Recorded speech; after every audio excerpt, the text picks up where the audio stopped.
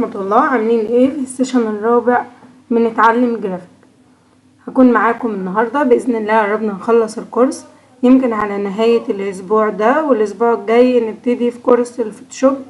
للأسف الفوتوشوب ما ينفعش نشتغل بيه على الفون، وليكن في ابلكيشن تشبه الفوتوشوب ممكن تستخدم على الفون، بس لا غنى عن ان انت تتعلم الفوتوشوب وتتعلم التصميم عليه، لان حتى في الاسعار سعر التصميم على الفوتوشوب بيختلف عن سعر التصميم على كانفا. بس طبعا ما بتفرقش في حالة لو انت فعلا بقيت متميز او بمعنى المنتشر محترف في التصميم. خلينا نبدأ النهاردة عشان ما نطولش. النهاردة نبتدي بان احنا عايزين نخلي كلمة لها خلفية. كتير ما بيعرفش يعملها يمكن على كانفا، لان احنا دايما متعرفين عليها ان انت تحط صورة جوه الكلمة، فانت بتعمل لها كليب ماسك من الفوتوشوب. ده اللي احنا كنا متعرفين عليه، ويمكن في اكتر من طريقة في الفوتوشوب ان انت تخلي الصورة جوه الكلمة، ولكن النهاردة هنتعلم ان احنا نعملها في كانفا. لو ليكن في صورة براند معين او مثلا لبس او مكان معين انت عايز تحطه جوه اسم البراند علشان يدي شكل. احنا عندنا قائمة الابليكيشنز اللي موجودة في كانفا، وطبعا بتكون متفعلة في كانفا برو. يعني للأسف في كانفا العادية مش هينفع نستخدمها، هي دي اللي هنستخدمها النهاردة في كذا حاجة وبتسهل لنا حاجات كتير جدا. خلينا نبدأ. أول حاجة ليها خلفية، هنختار from دي هتدخلوا على التطبيقات عادي وتكتبوها في السيرش وهيطلع لكم. نعملها ازاي؟ أول ما ندخل بنكتب الكلمة اللي احنا عايزينها هنا، وليكن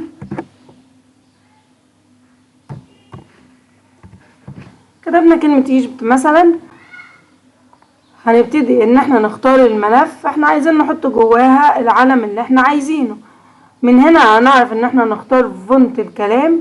هتلاقي ان العلم جواها بالفعل، يعني انت جواها، وقلنا بنحركها ازاي، ان احنا بنمسكها فتبتدي ان انت تعرف تحرك الحاجة جواها.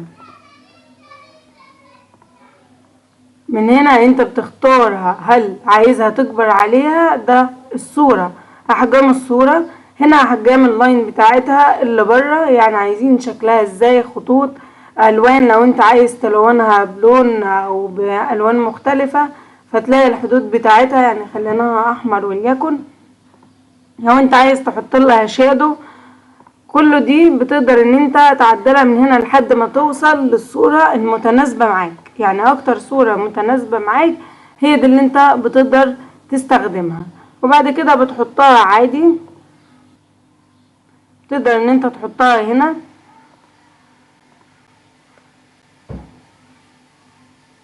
تحطها عادي جدا في التصميم وتبتدي ان انت تشتغل عليها بشكل او باخر على حسب ما انت عايز. يعني انت عايز شكلها ازاي، فبتبتدي ان انت تشتغل عليها عادي جدا وبتحطها.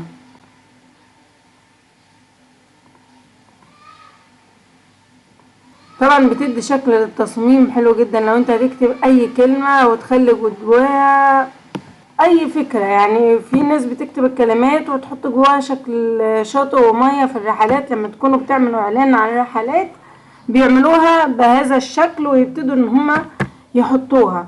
طب دي ليه كلمة لها خلفية؟ طب وليكن انا عايز الكلمة تكون ان احنا نحط صورة، وليكن اي صورة،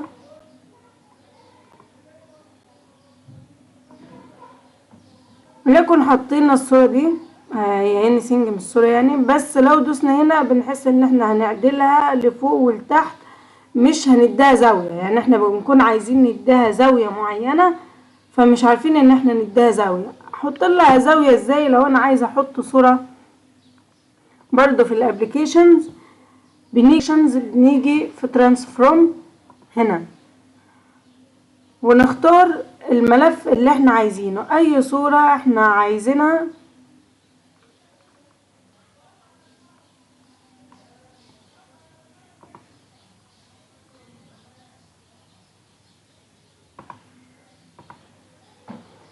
هنا. طب انا عايزة احط صورة لها انحراف معين، وجيت هنا في العناصر لو انا عايزة احط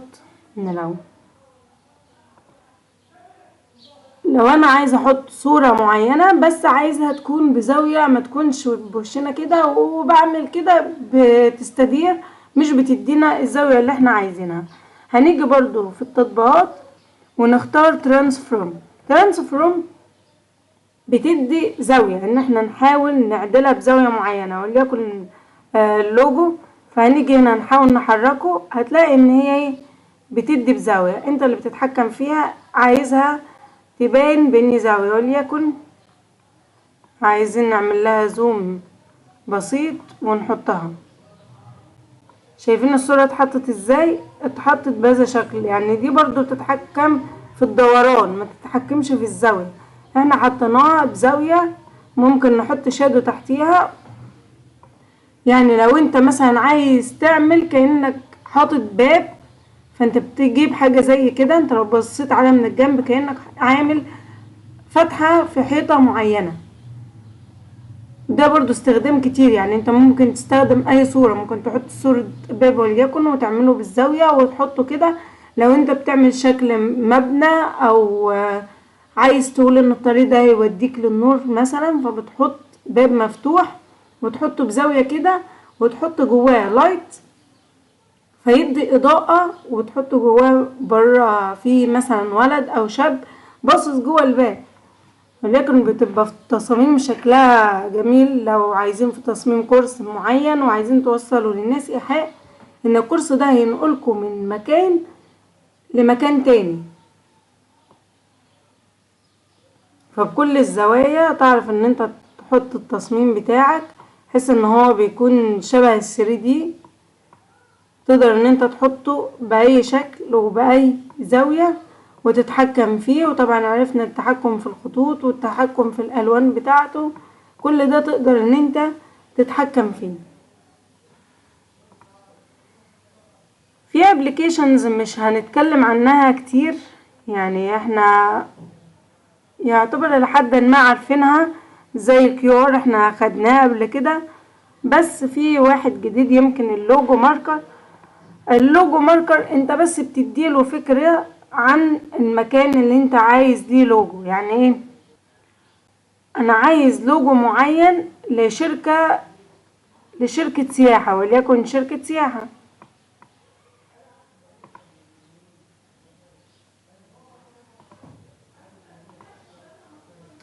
مثلا اللوجو ماركر بعد ما اخدنا اول 2 ابليكيشنز، اللوجو ماركر ده متخصص في صناعة اللوجو فقط. يعني اتمنى بما انكم ابتديتوا تعملوا بورتفوليو وابتديتوا تعملوا باينس، نحاول ان احنا كل واحد يتخيل هو اللوجو بتاعه عايزه يكون شكله ازاي ويبتدي ان هو يعمله. يعني انا لما ابتديت اعمل اللوجو بتاعي حسيت ان انا مش عايزة غير شيء بسيط جدا ويكون في فكرة الكوين في الموضوع، فعشان كده حطيت لمسة التاج مش اكتر. فيمكن دي بتعبر عني. فاتمنى ان انا اشوف اللوجو بتاعه بعد السيشن ده، اشوف اللوجوهات بتاعتكم واتفرج عليها، يعني كل واحد يطلع الخيال بتاعه. نرجع لموضوعنا. اللوجو ماركر شبه الميديا، شبه الماجيك ميديا والماجيك مورف، يعني الاتنين بيعملوا نفس الشيء، بس وليكن اللوجو ماركر متخصص في انه يعمل الشعارات. فمثلا لو احنا عايزين شعار عن شركة سياحة مثلا، انت تقدر تختار الالوان بتاعتها. يعني خليها اللون احمر مع ابيض نسيني. يعني نسمي ايه الشركة؟ نسميها شركة الهرم مثلا. خليها مرة واحدة اللي هننشف فيها علشان ينشف فيها بسرعة ونبتدي نتفرج. بس طبعا لما تيجوا تنشوا لوجو، احنا علشان هنا بنحاول نلخص، بس انتوا تحطوا فورمات مناسب يكون متفصل. يعني لو هتعمل لوجو لنفسكم فانا عايز اللون كذا والوانه كذا ويكون الباك بتاعته كذا، ولو عايزين تحطوا ارقام التليفونات، لو عايزين تحطوا مثلا لينك او اسم معين زي ما احنا بنحط كده، زي الختم بتاع مثلا الأكاديمية بتاعتي، فهي لها ختم، فحاجة زي كده بالظبط ممكن بخليكوا تلقوا عليه نظرة. فانت لما تيجي تديله ان هو يعملهولك اديهاله بشكل كبير، يعني ما تقتصرش على كلمة ولا اتنين، اديله بشكل معين. ممكن تستخدم عادي جينيمي شات جي بي تي، يعني هو طلع لنا بشكل كده ان هو كتب الهرم عمل لك وراها اهرامات. طبعا احنا ما اخترناش هو احنا عايزين تصميم جرافيك ولا صورة حية ولا شكل من الاشكال، بس هو في العموم يعني لوجو كويس، ان هو معبر عن ان هي شركة سياحة بشكل او باخر. انا ممكن شايفين دي اشكال كتير، يمكن هو بيقولك عايزين زيها، لو عايزين نفس الاشكال كده فجربوا واعملوا كذا او اكتر من واحد. نكمل يمكن اخر ابلكيشن. في ابلكيشن تاني اسمه فيتمي. ابلكيشن فيتمي لو انت بتعمل اعلان لبراند معين وليكن لبس، بس ما فيش رفاهية ان انت تدي لحد يعمل لك البراند ده ويلبس اللبس ده ويتصور، يعني ما عندناش فلوس ان احنا نجيب موديل للموضوع ده، او معناش فلوس ان احنا نعمل تصوير ونظبط الدنيا. فاحنا هنعمل ايه؟ هنجيب فيتمي، هنحط الصورة، صورة عادية وليكن صورة ميسي، وهنختار اللبس اللي احنا عايزينه،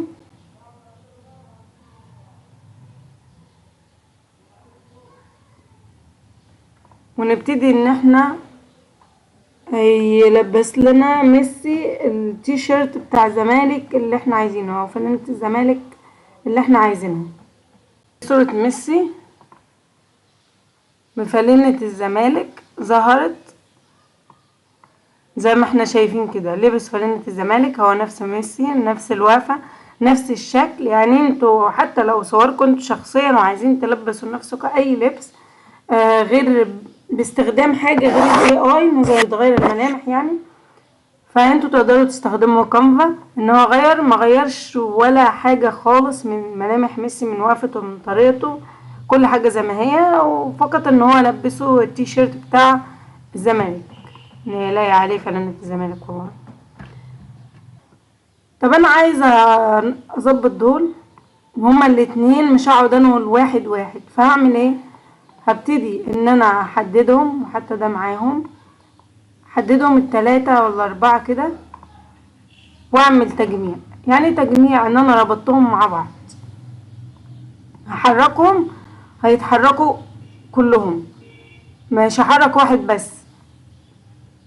طب خلاص عايز احرك عناصر، هبتدي ان انا افكك العناصر ونفكك التجميع، فككت العناصر والتجميع، وارجع ان انا احرك واحد واحد منهم وحده.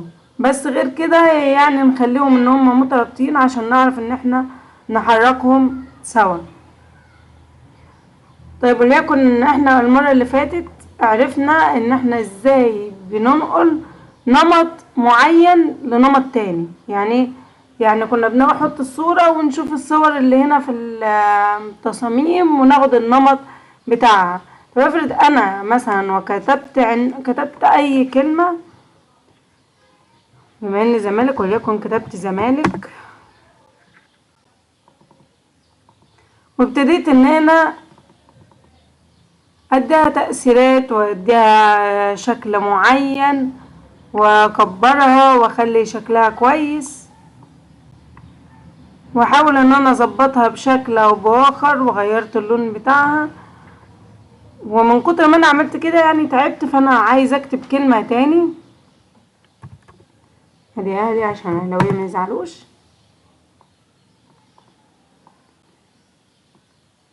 بس عايز كلمة الاهلي دي تاخد نفس النمط بتاع الزمالك من غير ما افضل اتحرك واعمل نفس التأثير وادور على التأثير وليكن انا نسيته اصلا، فباجي عند كلمة الزمالك وادوس كليك يمين، وفي الفون برضو بدوس عليها وبيكون في 3 نقط، بفتحهم وابتدي ان انا عايز انسخ النمط. نسخت النمط بيجيلي زي الفرشة دي، والفرشة دي برضو الرول ده بيكون فوق، يعني انتوا اوريدي هتلاقوه فوق هنا اهو، واول ما تنسخ النمط برضو هتلاقيه تحت في الفون، يعني هو بيكون فوق في اللابتوب وتحت في الفون. واجي عند الكلمة دي وانسخ النمط بتاعها، فبقيت نفس النمط بنفس الشكل بنفس التأثيرات. يعني انت لو حطيت لكلمة الزمالك دي اي حاجة واخدت الرول ده ونسخت النمط وحطيته هنا هيكون هو، وكذلك على الباقي. ليه؟ علشان ما نفضلش ان احنا نعمل لده ونرجع نعمل لده، كده هناخد وقت، هنقعد مدة طويلة مش عارفين ننفذ حاجة معينة. قلنا ان احنا عايزين نبتدي ان احنا نعمل تأثيرات او نبتدي ان احنا نعمل تصاميم.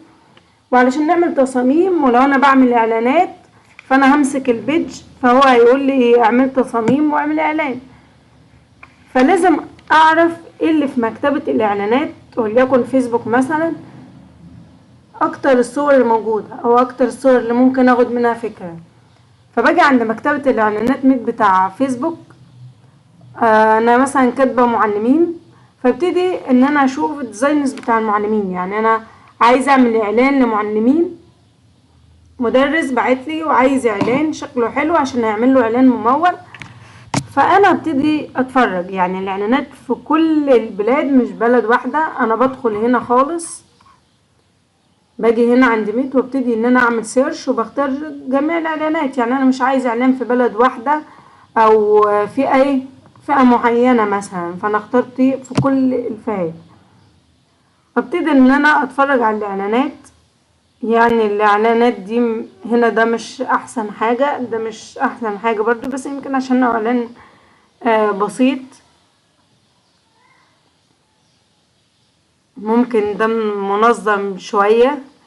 مش بس ان انت تاخد الاعلانات، انت ممكن تاخد كمان تشوف الكونتنت اللي هما بيبقوا كاتبينه فوق والهاشتاج، وتبتدي ان انت تاخد منهم في بداية الامر افكار.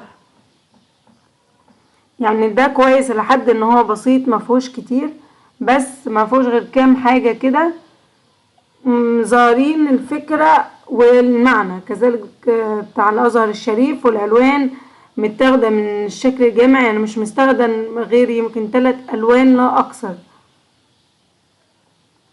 فاحنا بنبص على الاعلانات، فانا عايزاكم تفتحوا، هبعتلكم اللينك بتاع مكتبة الاعلانات وتفتحوها وتتفرجوا على كل حاجة. يعني مثلا احنا النهاردة لو التاسك عن سيارات زي المرة اللي فاتت، فاحنا نكتب هنا اعلان سيارات، تصميم سيارات، انجلش او عربي، هيعمل سيرش عادي مفيش مشكلة.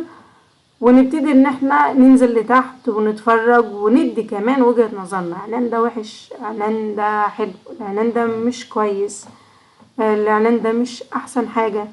فنحاول ان احنا نفكر. يعني ممكن تبعت لي الاعلان وتقول لي الاعلان ده فيه خطأ 1 2 3، فدي هتبقى حاجة حلوة ان انت عرفت ان انت تطلع، ابتديت تدي فيدباك لنفسك، ابتديت تعلق على نفسك. فانت مش محتاج كده حد يعلق عليك، كده تقدر تشتغل. يعني بحترم الناس المجتهدة اللي مثلا تجيب تصميم وتعمل زيه وتقول لي انا عملت ده. يعني الموضوع حلو، انت دي منحة جايالك، حاول استغلالها على قدر الامكان علشان تطلع معاك 100% استفادة ان انت تقدر تشتغل. يعني الباينس اللي احنا نزلناه في ناس ما شاء الله عاملة تصاميم شبه اللي احنا بعتناها، شبه اللي انا بعتها يمكن بالظبط. الناس اللي كانت متميزة معانا ابتدوا ان انتوا نزلوها. ابتدي ان انت ادخل وسجل على خمسات، وسجل ان انت مصمم الجرافيك، ونزل تصاميم بتاعتك الناس تشوفها.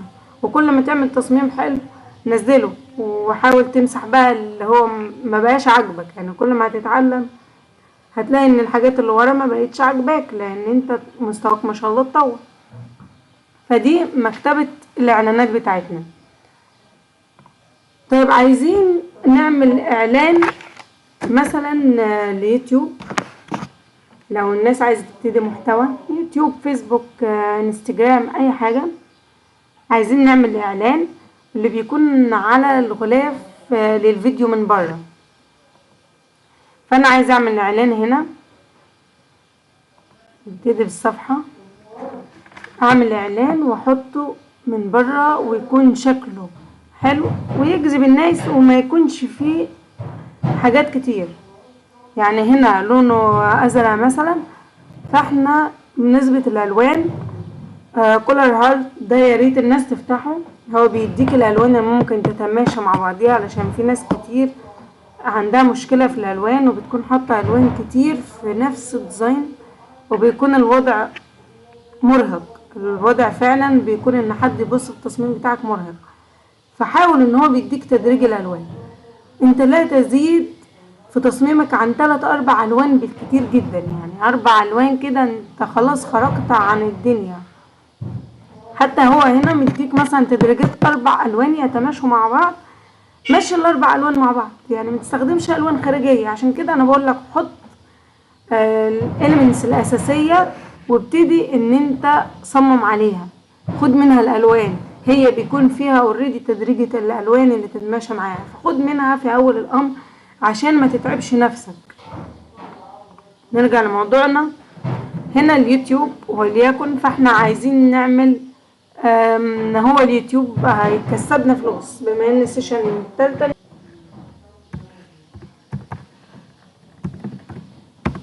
خلينا نكتب مثلا دولارز،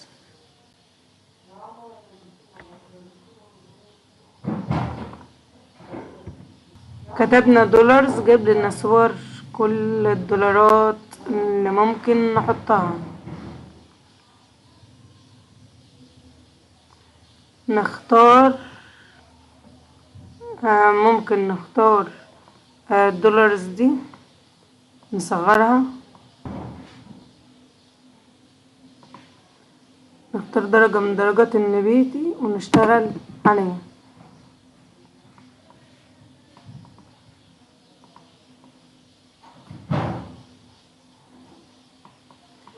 نكبرها، نكمل اختيار نفس الدولارات ونحط شوية من الجناب ونحاول ان احنا دي كبيرة زيادة عن اللزوم.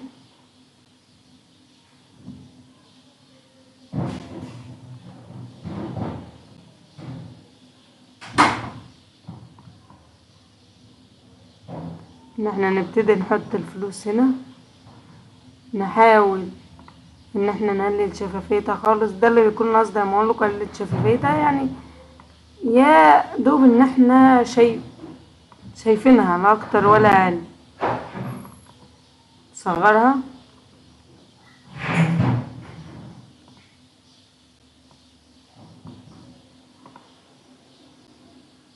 وهكذا. نجيب مثلا ساعة او منبه بالشكل ده،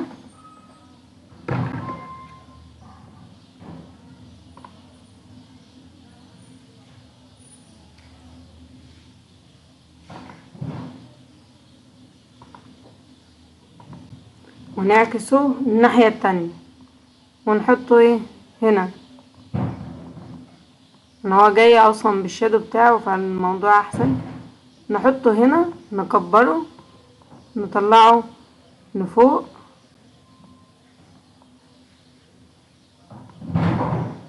بهذا الشكل. ولكننا طبعا احنا بنصمم بسرعة، نقلل الشفافية ده علشان هو مش باين، ونكبر ده.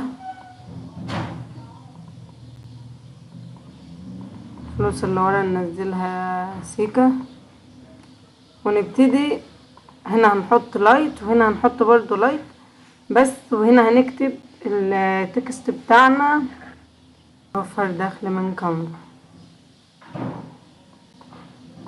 ونحطه هنا. طبعا ده عنوان فاحنا عايزينه ياخد تأثير العنوان.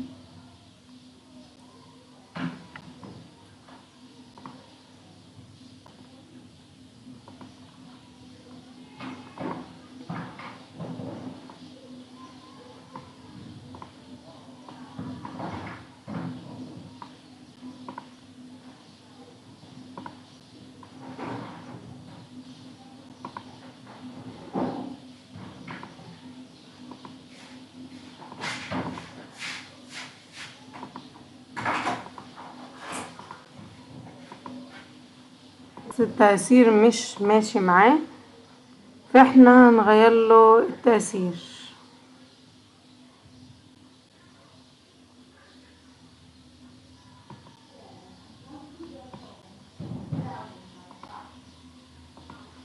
ان انت تختار واحد عريض هو ده اللي ماشي مع الكلام، يعني منه حاجة ترفيهية الى حد ما، فنعملها هنا. وبعد كده نيجي في العناصر تاني ونكتب الاضاءة. طبعا هنا محطوط لها الشادو، فاحنا مش محتاجين شادو، احنا بس عايزين اضاءات زي كده.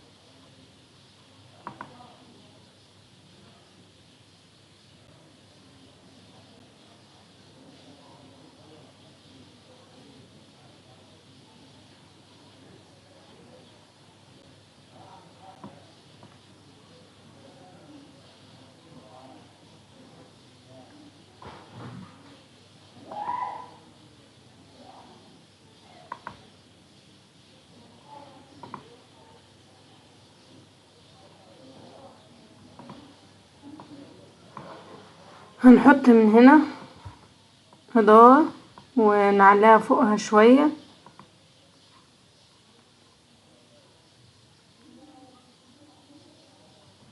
هنجيب نفس الاضاءة اللي احنا حطيناها ونحطها ورا الكلام،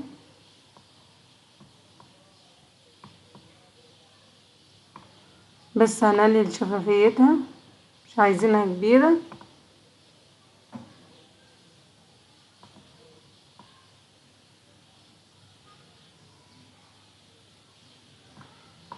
هنقولها في الاول ورا،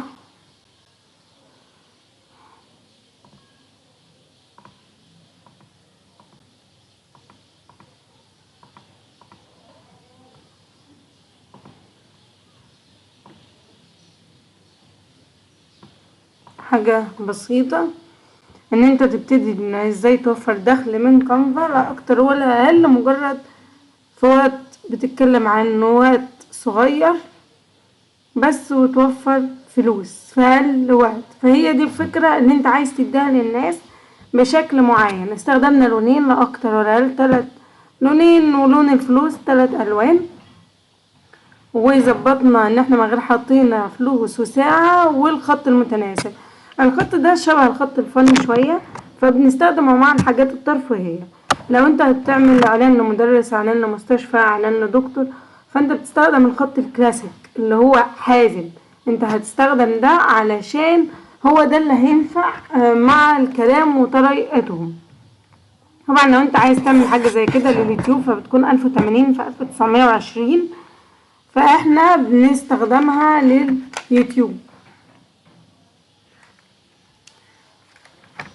طيب لو انا معايا PDF، حاطط PDF وعايز ان انا اعدل عليه، برضو الكانفا مدينا حاجة مميزة ان انا ينفع اعدل على اي بي دي اف انا عايزه. يعني مثلا كنت حاطه وليكن بي دي اف هنا لمراجعات او نماذج نحو،